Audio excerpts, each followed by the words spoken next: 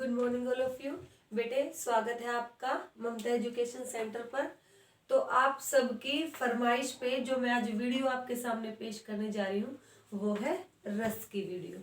तो आपने रस सुना भी होगा, समझा भी होगा, महसूस भी किया होगा, लेकिन पहले ये जो टॉपिक आता था ये 9th 10th 11th 12th के लेवल का होता था, बट आजकल तो फास्ट का जमाना है, इसलिए आजकल ये जो चैप्टर आ गया है ये 7th 8th में भी दे दिया जाता है बेटा। तो बच्चों ने काफी गुजारिश की है कि मैम आप रस को एक बार अपनी भाषा में समझाएं ताकि हम इसको अच्छे से क्रैक कर पाए। तो आपके लिए लेके हाजिर हो गई हूं मैं रस का चैप्टर। तो रस देखो, नाम से ही पता चल रहा है, रस यानी जूस, जिसको सोचते ही हमारे मन में एक अजीब सा भाव उत्पन्न हो जाता है ना।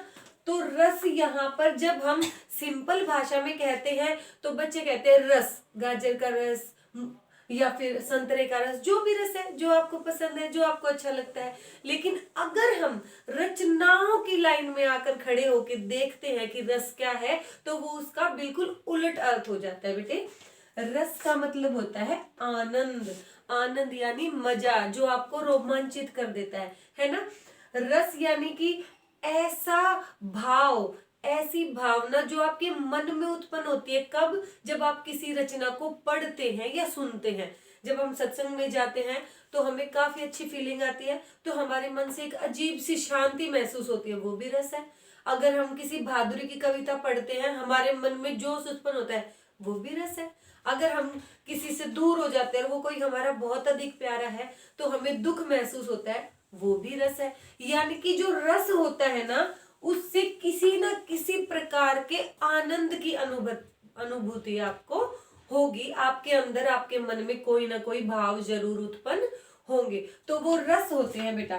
तो रस करने से पहले आपको पता चल गया कि वो आनंद की अनुभूति करते हैं, वो रस है। अब ये कितने प्रकार से आनंद की अनुभूति करते हैं देखो बेटा। वैसे तो जो ब्रह्मांड है, विश्व है, दुनिया है, इसमें काफी रस होते हैं, ठीक है। लेकिन जो हमारे सब्जेक्ट के अनुसार, अपने सिलेबस के अनुसार जो मोस्ट इंपोर्टेंट आते हैं, वो सिर्फ 9 रस आते हैं। तो इसके प्रकार कितने हो गए बेटा? 9 हो गए। सिर्फ 9 रस ही ऐसे होते हैं जो आपके मोस्ट इंपोर्टेंट होते हैं और उन्हीं के स्थायी भाव होते हैं। बाकी उन्हीं से आगे पीछे करके, उतार चढ़ाव करके सारे रस निकलते हैं।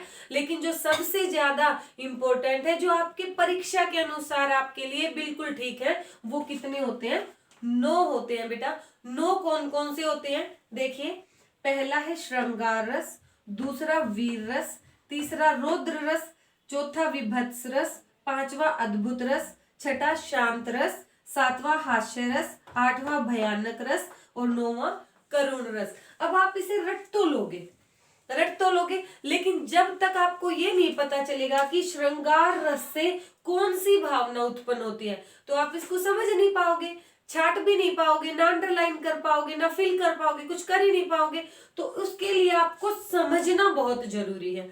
तो श्रृंगार रस जब हम पढ़ते हैं, श्रृंगार रस की कोई भी कविता, कोई भी रचना हम पढ़ते हैं, तो उसमें रति होती है बेटा। अब ये रति क्या है? रति यानी प्रेम, ठीक है बेटे। रति होती है प्रेम की भावना। अब ये प्रेम 2 प्रकार से होता है। पहला संयोग में चला जाता है और दूसरा वियोग में चला जाता है। अब इसके बारे में मैं ज्यादा नहीं समझाऊंगी, क्योंकि संयोग यानी कि मिलना, वियोग यानी बिछड़ना, तो आपको इसकी रचनाओं के ही आधारित ये पता चल जाएगा कि आपको कैसे संयोग का पता चल गया, कैसे वियोग का पता चल गया। तो देखो, बतरस लालच लाल की मुरली, मुरली धरी लुकाए, सो करे बोहनु हंसे देन कहे नटी जाए। जब एक प्रसंग की बात की जा रही है, यहाँ पे कवि ने एक प्रसंग, एक सिचुएशन के बारे में बताया है कि जब राधा जी श्री कृष्ण के पास बातें कर रही हैं, बतरस लालच लाल की मुरली, कि जब बातों बातों में राधा जी ने श्री कृष्ण की मुरली को छुपा लिया है, ठीक है। सो करे बोहनु हंसे देन कहे नटी जाए। और जब कृष्ण जी ने उनसे पूछा कि मेरी मुरली कहाँ है, तो वो मना कर देते हैं। आपकी देशी भाषा में कहते हैं नाट जाना, याद आया, मम्मी ने ये काम दिया और मैंने मना कर दिया, यानी वो तो नाट गई। नाट गई यानी कि यहाँ ब्रिज भाषा का एक शब्द है जो देसी भाषा में आ गया है अब, ठीक है। तो जो राधा जी है वो श्री कृष्ण के साथ वार्तालाप कर रही है, बैठी है, तो ये सारी उनकी खुशी के पल है। अब खुशी के पल है, इसमें कुछ बिछड़ाव तो है नहीं, तो ये संयोग रस की है कविता। तो यहाँ पर जब आपको छांटने के लिए बोला जाए तो इसके ब्रैकेट में आप डाल दोगे संयोग रस की कविता है ये, तो संयोग ब्रैकेट में डाल देंगे, श्रृंगार रस का संयोग वाला भाग, ठीक है। उसके बाद वियोग की देखो, कंकन किंचित नुपुर धुनी सुनी, कहत लखन सन राम हृदय गुनी। ये उस समय का प्रसंग है बेटा जब सीता जी राम जी से अलग हो गई थी, यानी कि जो रावण था वो सीता जी को राम से अलग लेके चला गया था। जब उनकी नुपुर यानी जो उनके पैरों के बिछुए हैं, ठीक है, जिसे आप चुटकी बोलते हो आम भाषा में, जो पैरों में आपकी मम्मियां पहनती है, शादीशुदा लेडीज पहनती है, तो वो उस नुपुर को देख के क्या कहता है कि भैया मुझे और तो कुछ नहीं पता, लेकिन ये जो नुपुर है ना ये मैं पहचानता हूँ। और जैसे ही वो नुपुर को देखता है और अपने और सीता जी के मिलन की बात सोच के आज के विलाप को याद करता है, आज के जो वियोग है उसको वो याद करते हैं, और उनकी आंखों से पानी यानी कि जल बहने लग जाता है, आंसू बहने लग जाते हैं। तो देखो जब हमने इस रचना को पढ़ा तो हमारे मन में खुशी हुई, क्योंकि राधा जी कृष्ण जी के साथ मजाक मस्ती कर रही है। लेकिन यहाँ पर जो राम जी दुख में है तो हमें दुख की अनुभूति हुई, उनके वियोग के बारे में हमें अनुभूति हुई। तो यहाँ पर वियोग की बात है, राधा जी और राम जी के वियोग की बात है, यहाँ सीता जी और श्री कृष्ण के मिलाप की बात है।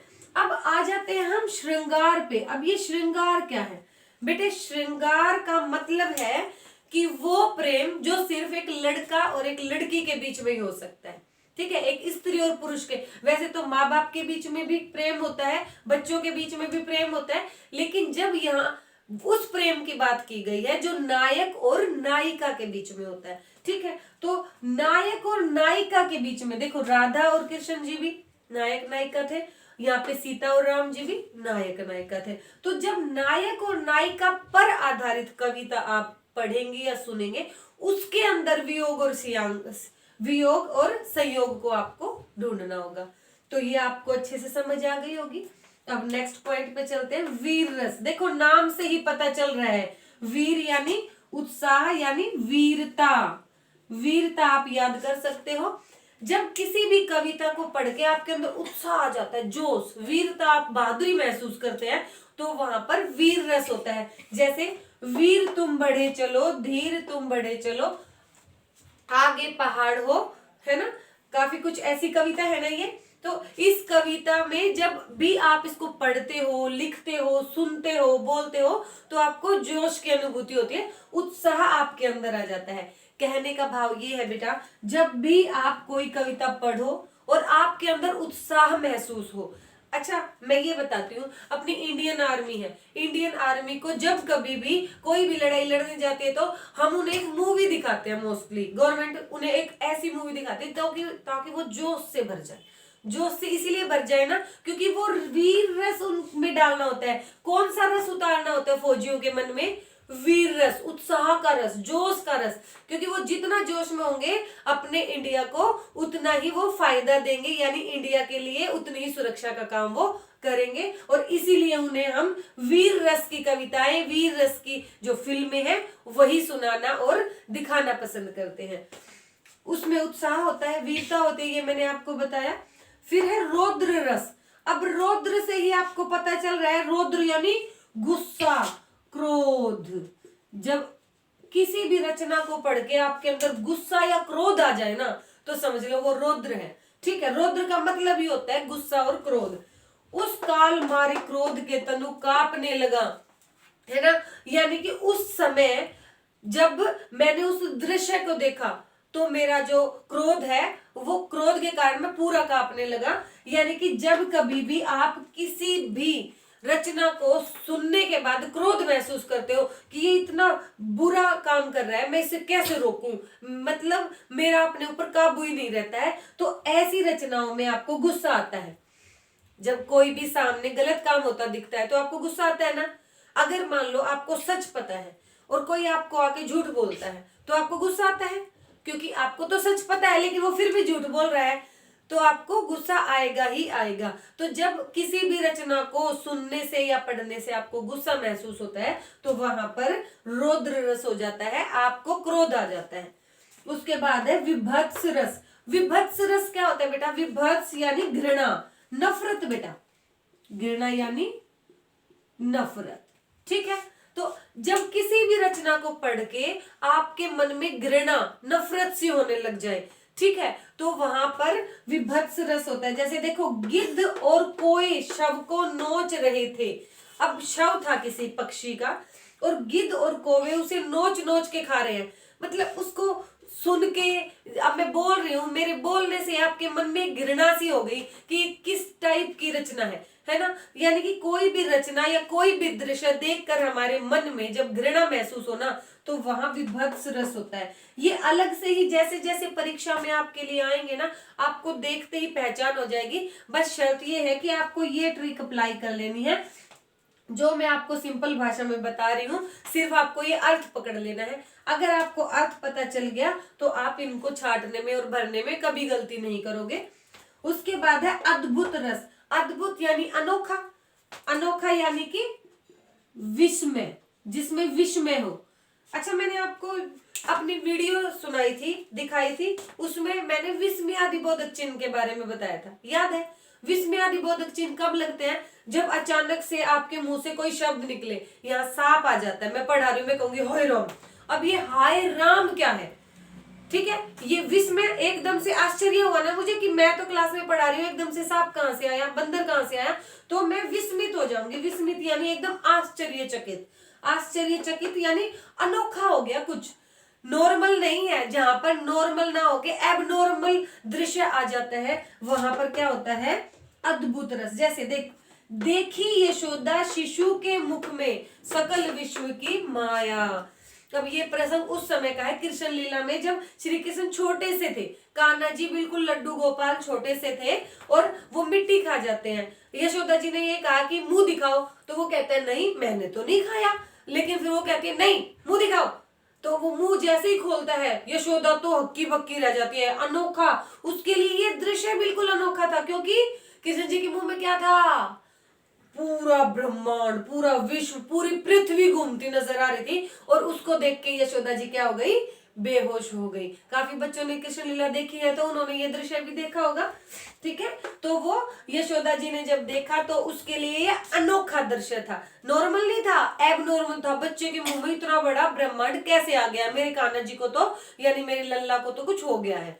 ठीक है, उसके बाद है शांत रस। बेटा शांत क्या होता है? निर्वेद। देखो, वेदना से रहित, वेदना रहित। निर्वेद का मतलब होता है बेटा वेदना यानी दुख से रहित, जिसमें दुख बिल्कुल ना हो। देखो जैसे मन रे तन कागज का पुतला। आप अपने मन को, अपनी आत्मा को कह रहे हो कि ये जो तन है ना, ये कागज का पुतला है। कागज यानी कि आप जो पढ़ते हैं, लिखते हैं, वो कागज कि जब पानी की एक बूंद भी गिर जाएगी ना तो ये गल जाएगा, है ना। और ऐसी बातें कहाँ होती है बेटा? ऐसी बातें मिलती है सत्संग में। जैसे सत्संग में एक भजन आपने सुना होगा, जाएगा जब जहां से कुछ भी ना साथ होगा, 2 गज कफन का टुकड़ा तेरा निशान होगा, कुछ इस टाइप से है, आप सुन लेना यूट्यूब से। ठीक है, तो यानी कि जब सत्संग में जाता है ना आदमी, तो उसके मन में एक अजीब सी शांति होती है। कई बार आप भगवत गीता सुनते हो, भगवत गीता पढ़ते हो, तो आपको एक अजीब शांति होती है। वो शांति आप शब्दों में बयान नहीं कर सकते। कभी आप जाके देखना सत्संग में, कीर्तन में, तो आप भगवान के नाम में इतना लीन हो जाते हो कि आपको गहरी शांति मिलती है। भले ही आप भगत नहीं हो, आप भगत बिल्कुल नहीं हो, आप भक्ति नहीं करते हो, आप ऐसे ही चलते चलते मंदिर में कीर्तन हो रहा है और आप चले गए, हालांकि आपने किसी की भक्ति नहीं की है या नवरत कीर्तन, लेकिन आप वैसे ही चले गए, तो देखना वैसे जाने में भी आपको जगराते में, कीर्तन में कितने आनंद की अनुभूति, कितनी शांति मिलती है। तो ये वो वाला शांत रस है बेटा, भक्ति वाला नहीं, शांति मिलती है इससे। सिर्फ आपको वेदना रहित करता है कुछ समय के लिए। वो जो समय आपने भगवान के चरणों में बिताया है, वहां पर आपको शांति मिलती है। कई कवि ऐसी ऐसी रचनाएं कर देते हैं बेटा, जिनको सुनने के बाद आपको गहरी शांति मिलती है। है ना। कई सॉन्ग यानी कि कई गाने ऐसे होते हैं मूवीज में जिनको सुन के आपको बहुत शांति मिलती है। कई बच्चे कहते हैं हमें तो पुराने गाने बड़े शांति देते हैं, कई बच्चे कहते हैं नहीं मुझे तो नयों में भी शांति मिल जाती है। तो जहां शांति मिल जाए ना वही शांत रस, जब शांति आपके मन में होगी तो शांत रस उत्पन्न हो जाएगा। ठीक है। फिर है हास्य रस, ये तो आपको पता ही चल गया, हास्य यानी हंसी। अब जिस भी रचना को सुनकर या पढ़कर या देखकर आपको हंसी आ जाए वहां हास्य रस है। जैसे मुन्ना ने मम्मी के सिर पर देखी दो दो चोटी, उसको लगा ये क्यों है इतनी मोटी मोटी, है ना। तो ये जब मुन्ना के सामने मम्मी ऐसी कविता सुनाएगी तो मुन्ना तो हंसेगा ही। आप भी तो हंस रहे हो सारे वीडियो देख के, है ना। अब आप हंसोगे वीडियो देख के तो जाहिर है ना आपके मन में हंसी आई, और हंसी आती कौन सा रस, हास्य रस। हंसी जहां आ गई समझो हास्य रस। ठीक है, बिल्कुल सिंपल सी बात है, इसमें कुछ समझने की जरूरत नहीं है। उसके बाद है भयानक रस। भयानक यानी डरावना। डरावना क्या होता है, भयंकर। क्या होता है, भयंकर, है ना। जो भयंकर होता है वो भयानक होता है, और उससे क्या उत्पन्न होता है, भय। कई बार कई बच्चे देखते हैं मूवीज देखते हैं, पुरानी हवेली, है ना, मौत का टीला, है ऐसे ऐसी मूवी देखते हो ना तुम। जब देखते हो तो तुम्हारे मन में क्या उत्पन्न होता है, भय उत्पन्न होता है, डर लगता है, पसीने आ जाते हैं, है ना। तो वो भाव कहाँ है, वो सीरियल तो आपको पता है सीरियल है, इसमें रियलिटी थोड़ी ना है, लेकिन उसके बावजूद भी देखो जो भयानक मूवीज और सॉन्ग्स है या नाटक है वो देखने के बाद कुछ जो म्यूजिक है वो म्यूजिक ही ऐसे होते हैं कि आपको सुनते ही पसीना आ जाए, है ना। तो जब ऐसी रचनाएं आप देखते या सुनते हो तो आप भय महसूस करते हो, डर महसूस करते हो। जैसे कि देखो, उधर गरजती सिंधु लहरी, कि सिंधु लहरी यानी कि जो सागर है उसकी लहरें गरज रही हैं। अब रात का टाइम है, समुद्र किनारे तुम बैठे हो, है, और लहरें ऐसे आ रही है, और तुम आंखें बंद करके बैठे हो और एकदम से जाल तुम्हारे मुंह पे लगते हैं, तुम डर जाते हो, डरते हो ना। बस यही है भयानक रस, है ना। और लहरी कुटिल काल के जालों सी, और जो लहर है ना वो ऐसी कुटिल है, मतलब खतरनाक है, जाल सा बुन देती है आपके ऊपर, है ना। तो ऐसी ऐसी जब कविताएं आप पढ़ते या लिखते हो तो वो कौन से रस के तहत आती है बेटा, भयानक रस, यानी भय उत्पन्न करती है आपके अंदर। फिर है करुणा रस। करुणा रस यानी शोक, दुख। देखो, दुख ही जीवन की कथा रही। जब आपके सामने कोई अपना दुख बताता है, देखो अभी तो आप छोटे बच्चे हो, बड़े हो जाओगे, है ना, लेकिन बच्चों में भी दुख होते हैं, है ना। किसी को कोई चैप्टर याद ना हो, है ना, और मैडम उस दिन उसी चैप्टर का टेस्ट ले, दुख की बात है ना। दोस्त दूसरे दोस्त को कह गए यार कल तो मैं ना मम्मा के घर चला गया, है ना, और मुझे दुख है, आज मैडम टेस्ट लेंगे, मेरे तो नंबर आएंगे नहीं। ये बच्चों के लिए दुख है, ये बच्चों के लिए दुख है। लेकिन बड़ों के लिए क्या दुख है, अब किसी की मम्मी की डेथ हो गई, वो अकेली हो रह गई, पापा तो ड्यूटी पे चले जाते हैं, उसको खाना बनाना नहीं आता, उस बच्चे के लिए वो बहुत भारी दुख है ना। वो दुख अंदर तक है, वो बच्चा जब तक जिएगा ना उस दुख को महसूस करेगा। तो बड़ों के लिए ये भी दुख है ना। किसी के घर में कुछ बहुत बड़ा बिजनेस में घाटा हो गया, चारों तरफ पैसे की कमी हो गई, ये भी दुख है। तो इन बातों पर आधारित जब कोई फिल्म आप देखते हैं या फिर कोई कविता आप सुनते हैं तो आपके मन में एक गहरा दुख होता है और आपकी आंखों से आंसू आने शुरू हो जाते हैं। तो वो क्या होते हैं, करुणा रस, यानी करुण रस, जिसमें करुणा भरी हो। ठीक है, शोक होता है बेटा दुख, और इससे उत्पन्न होती है करुणा, यानी कि दुख दर्द, दुख दर्द के भाव उत्पन्न होते हैं। अच्छा, ये तो था आपका रस के जो आनंद के प्रकार थे, रस के प्रकार थे, ये मोस्ट इंपोर्टेंट थे। ये शुरू से ही 9 थे, लेकिन अभी कुछ टाइम से इसमें 2 और ऐड हो गए हैं, और ये भी आजकल बहुत ही मोस्ट इंपोर्टेंट है, और इनसे इन पर आधारित कविताएं बहुत अधिक पूछी जाती हैं आपकी परीक्षा में, तो ये जरूर समझे। एक है वात्सल्य रस और दूसरा है भक्ति रस। ठीक है बेटा, वात्सल्य रस में क्या होता है बेटा, ये सिर्फ माँ बेटे या माँ बेटी के बीच का प्यार होता है, यानी औलाद के प्रति जो प्यार होता है। तो देखो, उठो लाल अब आंखें खोलो, पानी लाई हूं मुंह धो लो।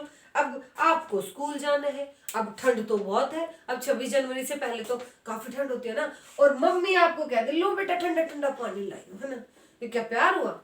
ये तो मजाक की बात थी। खैर ठीक है, यानी कि जब आपकी माता जी, आपके पिताजी जब आपसे अपना प्रेम प्रदर्शित करें किन्हीं भी शब्दों में, जब आपसे प्रेम प्रदर्शित करे, तो वो सारे के सारे प्रेम की जो लाइनें होंगी वो वात्सल्य रस के अंतर्गत आएंगी। क्योंकि जब औलाद माँ से प्यार दिखाती है तो माँ का मन भर आता है, और जब माँ औलाद से प्रेम दिखाती है तो औलाद का मन भर आता है। तो ये जो मन भरना है ये क्या है? वात्सल्य रस, यानी औलाद के प्रति प्रेम। ठीक है, तो ये होगा सिर्फ औलाद के प्रति प्रेम। अब आ जाते हैं हम भक्ति रस में।